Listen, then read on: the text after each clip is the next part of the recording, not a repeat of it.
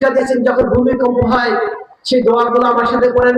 আল্লাহুম্মা ইন্নী আউযু বিকা মিনাত তারাদ্দি ওয়াল হাদামি ওয়াল হারিকি ওয়াল গরকি।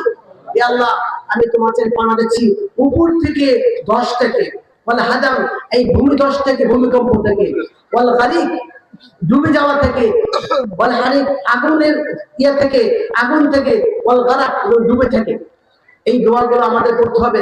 আর কিছু দোয়া আছে, বিসমিল্লাহিল্লাযী লা ইয়াদুররু মা ইসমি শাইউন ফিল আরদি, যে আমি সে আল্লাহর নামে শুরু করছি যে আল্লাহ কোনো অনিষ্ট জমিনে কোনো অনিষ্ট আমাকে গ্রাস করবে না।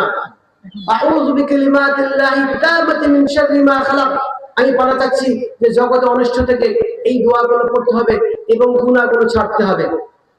অথচ দেখুন এই ভূমিকম্প হচ্ছে, আজকে নাচ গান হচ্ছে। নবী সাল্লাল্লাহু আলাইহি সাল্লামকে জিজ্ঞাসা করা হলো যে নবী সাল্লাল্লাহু বললেন এই উম্মতকে আল্লাহ রাব্বুল আলামিন ভূমিকম্প দিবেন, চেহারা বিকৃত করে দিবেন, কারণ কি? নবী সাল্লাল্লাহু আলাইহি সাল্লাম বলেন যে এদের মধ্যে জিনা, পাপাচার, গান বাজনা বিস্তার করবে, এই জন্য আল্লাহ রাব্বুল আলামিন এগুলো দিয়েছেন। এই জন্য আমাদের খেয়াল রাখতে হবে, সকল গান বাজনা থেকে, নর্তকী থেকে, শরাব থেকে বাঁচতে হবে। অথচ আজকে দেখুন প্রত্যেক হোটেলে যাবেন সেখানে মদ